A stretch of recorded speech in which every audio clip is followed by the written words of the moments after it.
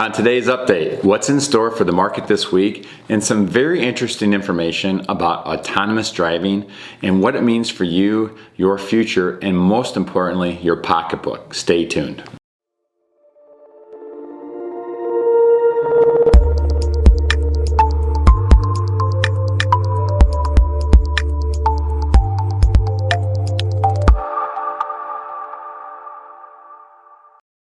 Hi everybody, stocks are trending lower this morning as investors look ahead to this week's Federal Reserve Annual Symposium in Jackson Hole, Wyoming. The symposium is an annual event that focuses on the most important economic issues that the world economy is facing. Participants include central bankers from around the world, academic luminaries, and the biggest market influencers in the world, all in one location. Now on Friday, all eyes and ears will be on U.S. Federal Chairman Jerome Powell. As investors and market makers alike look to see how aggressive Mr. Powell is going to be as he continues to fight inflation. You'll remember last month we talked about inflation. Obviously not a good thing. How do we combat inflation? Raising interest rates. Both are potentially bad for the economy and the stock market. How high do we raise interest rates? Enough to start pushing inflation down, but not push us into a global recession. There is that fine, narrow path that they call the soft landing. Can we balance inflation and interest rates? Not tackling it too aggressively, but not going too soft, so that we have that perfect landing where we control both of these enemies and hopefully continue on as normal. That is what the market is going to be focusing on Friday. Stay tuned. Whatever the comments are on Friday, no doubt will dictate how this market reacts this week. Now, I want to focus today on autonomous driving.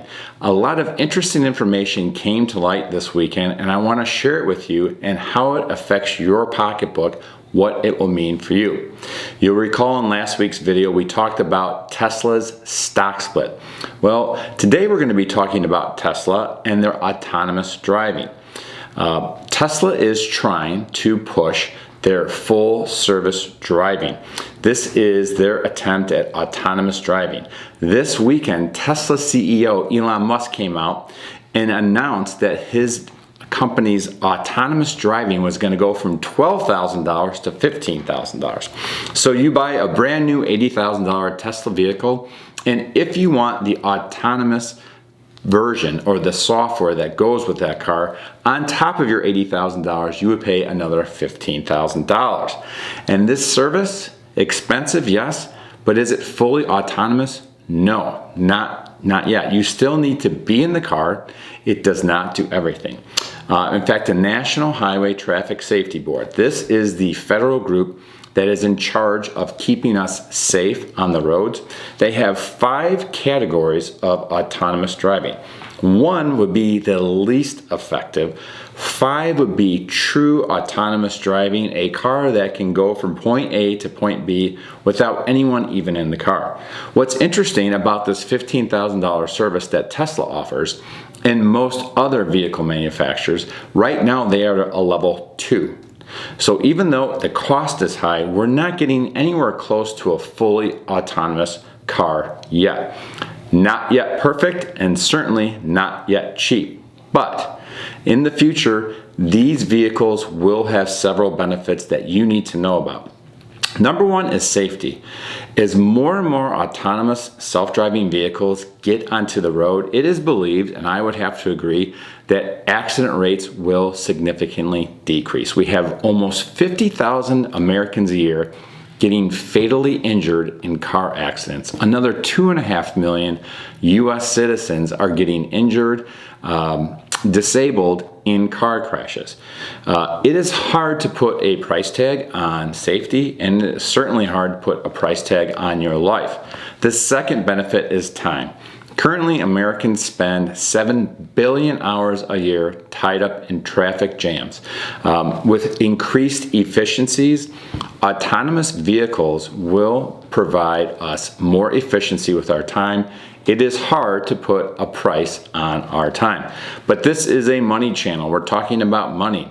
And the most important benefit, perhaps, of autonomous vehicles, believe it or not, will be money. And although that $15,000 price tag seems high, that number will be decreasing and decreasing and decreasing over time.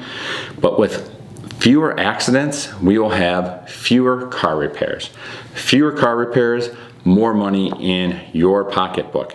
Fewer accidents also will mean smaller insurance premiums. The average American pays at least $2,000 a year to drive a car in hopes that they don't get into an accident. With fewer accidents in autonomous driving, we'll see lower and lower insurance premiums. So if autonomous vehicles prove to be fundamentally safer and the technology behind them becomes more and more affordable, we will see more money in our pocketbooks via fewer car repairs and lower insurance premiums. What's interesting to me, if this is good for you, bad for insurance companies, right? We have a $300 billion auto insurance industry that will be in trouble and will be shrinking. So autonomous vehicles, not necessarily something for everybody now, but will be something that, believe it or not, we can look forward to in the future that potentially will help keep us safer, save time for us, and put more money in our pocketbooks. That is all for this week. Stay tuned for next week's update. As always, visit the Cyr Financial blog for more interesting videos like this on topics that I find fascinating, and I know my clients do as well. Also, if you're watching this on social media, hit the like button, subscribe to keep on top of your retirement and other financial info that you need. Thank you.